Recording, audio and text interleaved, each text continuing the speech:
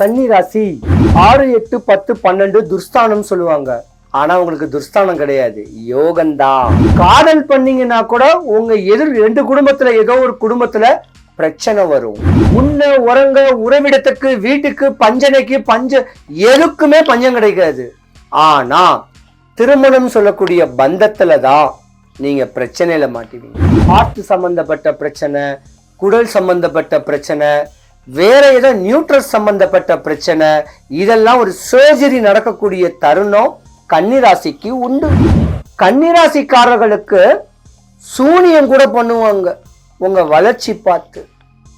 அதெல்லாம் 2025க்கு முன்ன நடந்திருக்கும். ஒண்ணு வீட்டுக்கு வாழுவேன், இல்லைன்னா நாட்டுக்கு வாழுவேன், எனக்காக வாழ மாட்டேன். அப்படி என்ன உடையவங்க நீங்க. கன்னிராசிக்காரங்களை பொறுத்த வரைக்கும் தெய்வ வழிபாட பிடிச்சுக்குங்க. ஆன்மீக தோரணை, ஒரு சித்தரை, ஒரு மகானை பிடிச்சுக்குங்க. கன்னிராசியில இருக்கிறவங்க தயவு செய்து மகர ராசி உள்ள ஆண்களை கெட்டாதீங்க. உங்களுக்கும் இவருக்கும் ஆவாது.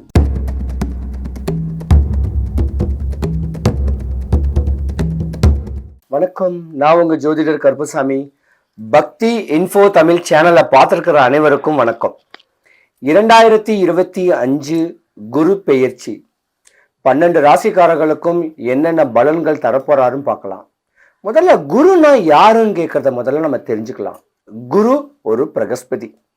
குரு பகவான் ஒரு ஜாதகத்துல நல்ல உச்ச நிலையில இருக்காருன்னு சொன்னாவே தங்க நகை நீங்க வாங்கலாம், வீடு கட்டலாம், வண்டி வாகனங்கள் வாங்கலாம், மாளிகை கட்டலாம். ஏன்னா குரு பிரவேசம் தான், ஆனா அத கிரக பிரவேசம் கேட்டு மக்கள் சொல்லுவாங்க.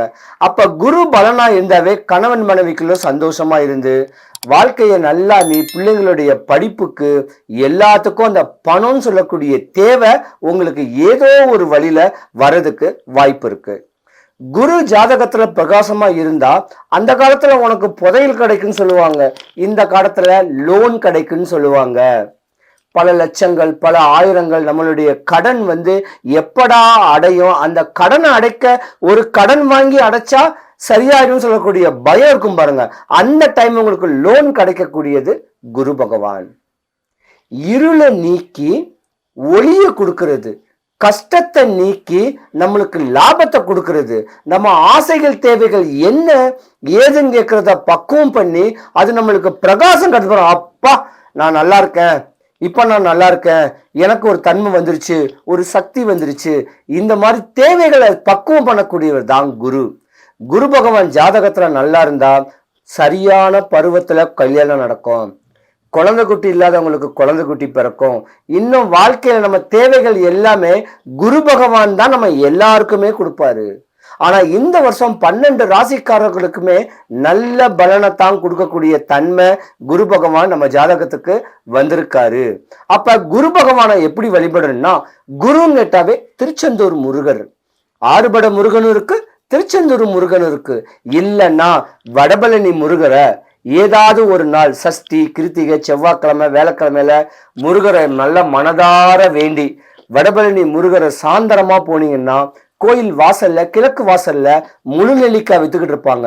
அங்க ஒரு 100 ரூபாய்க்கு வாங்கி கையில வச்சுக்கிட்டு, முருகா எனக்கு இந்தந்த தேவைகள் இருக்கு, இந்தந்த ஆசைகள் இருக்கு, பிள்ளைங்க நோய் நொம்பலத்து இருக்காங்க, என் கஷ்டம் போகணும்னு சொல்லி சாமியை பார்த்து பிரகாரம் சுத்தி வரக்குவங்களுக்கு யாருக்காவது ஒண்ணு கொடுங்க, உங்களுக்கு குருபலன் கிடைச்சிடும்.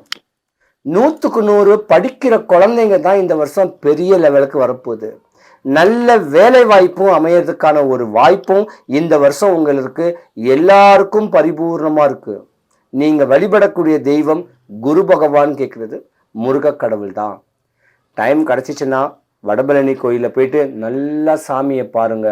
குரு ஜாதகத்துல கெட்டு போனா தான் நோய் நொம்பலம் கடன் கொடுப்பாரு, கெட்டு போக கூடாது. சாமி இந்த வருஷம் எனக்கு குரு பயிற்சி நல்ல பலனை கொடுன்னு சொல்லி முருகரை வேண்டுங்க, உங்க மனக்குறெல்லாம் போகும். என்ன ஆசை வேணா படுங்க, உங்க ஆசைகளை நிறைவேற்றக்கூடியவர், வந்தவரை வாழ வைக்கக்கூடியவர் வடபழனி ஆண்டவர். கன்னிராசிக்கு 10வது வீட்டுல தான் குரு பகவான் மிதுன ராசியில பெயர்ச்சி. பொதுவாகவே கன்னிராசிக்கு அதிபதி விஷ்ணு பெருமான். அந்த விஷ்ணு பெருமான் வீட்டுக்கு எதிர் வீடு மிதுன ராசியில தான் குரு பகவான் பெயர்ச்சி. 10வது வீடு பால்னு சொல்லுவாங்க. 6, 8, 10, 12 துர்ஸ்தானம் சொல்லுவாங்க. ஆனா உங்களுக்கு துர்ஸ்தானம் கிடையாது, யோகம்தான். கன்னிராசியை பொறுத்த வரைக்கும் ஒரு குறிப்பிட்ட காலத்துல குரு தசையும் வரும். அதனால கன்னிராசிக்காரர்களுக்கு இந்த வருடம் யோகத்தை தான் கொடுக்க போகுது. 2025க்கு முன்ன வரைக்கும் கன்னிராசி அன்பர்களுக்கு நிறைய இடையூறுல தான் சந்திச்சிருப்பீங்க. கன்னிராசியை நிறைய டாக்டர்ஸ் இருப்பீங்க, CA சார்ட்டர்ட் அக்கௌண்ட்ஸ் இருப்பீங்க, லா படிக்கலாம், கலைத்துறையில பிரகாசிக்கலாம். 2025 குரு பெயர்ச்சிக்கு முன்ன வரைக்கும் கன்னிராசியில கல்யாணம் பண்ணிருந்தீங்கன்னா கூட நிக்காது. காதல் பண்ணீங்கன்னா கூட உங்க எதிர் 2 குடும்பத்துல ஏதோ ஒரு குடும்பத்துல பிரச்சனை வரும். ஆனா கன்னிராசியை பொறுத்த வரைக்கும் இருதாரத்து தோஷமும் ஒரு குறிப்பிட்ட ஜாதகத்துக்கு இருக்கு. நீங்க வழிபடக்கூடிய தெய்வம் உங்க தாத்தா, ஜாதகருடைய அப்பாவுடைய அப்பா, இல்ல ஜாதகருடைய குலதெய்வம். எல்லா வாழ்க்கையில எல்லாமே நல்லா இருக்கும்.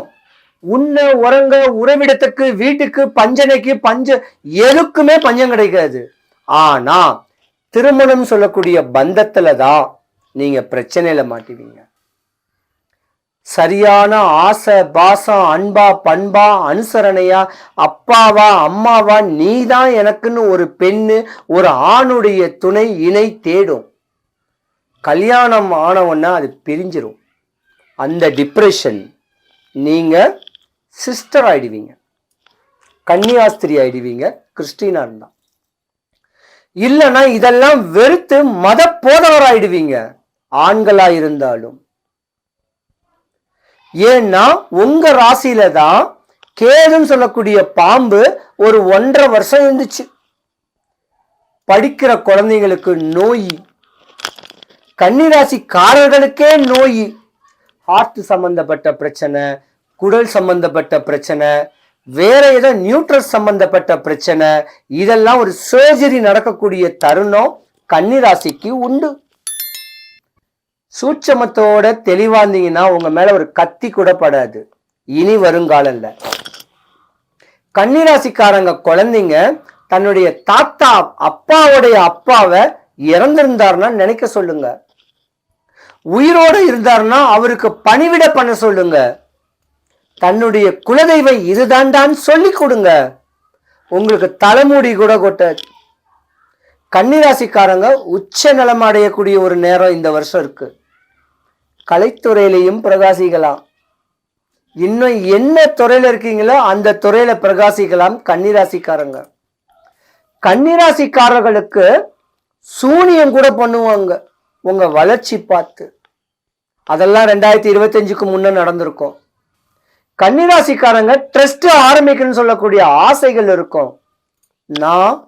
நான் கன்னிராசியா இருந்தேன்னா ஒண்ணு வீட்டுக்கு வாழுவேன், இல்லைன்னா நாட்டுக்கு வாழுவேன், எனக்காக வாழ மாட்டேன். அப்படி என்ன உடையவங்க நீங்க, சிவிலியரா இருப்பீங்க.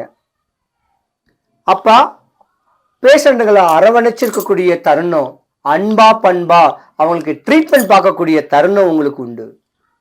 பாசக்காரங்க யாருன்னு கேட்டா கன்னிராசியும் கூடத்தான்.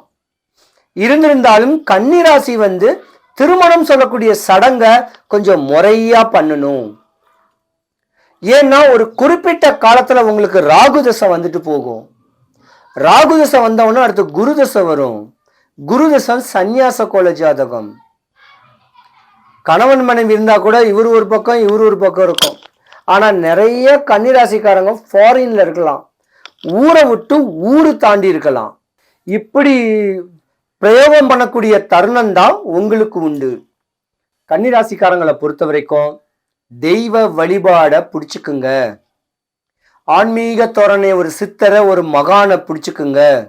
இப்படி ஒரு தன்மை இருந்தா உங்க பிள்ளைங்க படிச்சு பண்புள்ள வேலைக்கு போயிட்டு தாய் தகப்பனுடைய அனுகிரகத்துல முறையான நல்ல வரனா நீங்க கிட்டுங்க.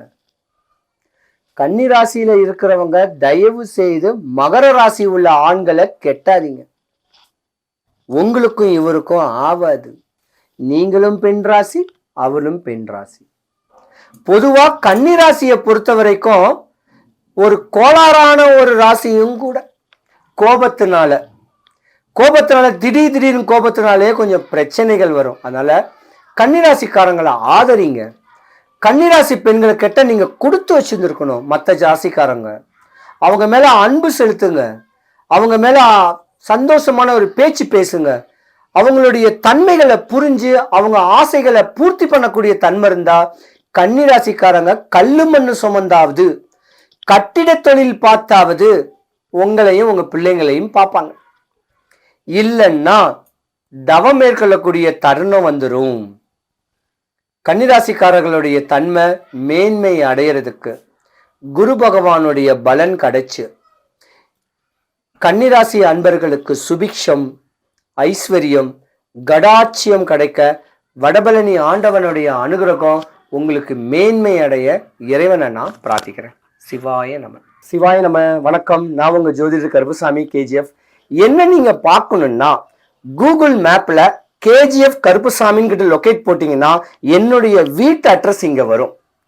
நீங்க வரும்போது 15 ரூபாய்க்கு வெத்தலை, 10 ரூபாய் கலிப்பாக்கு, 3 எலுமிச்சம்பழம் கொண்டு வாங்க.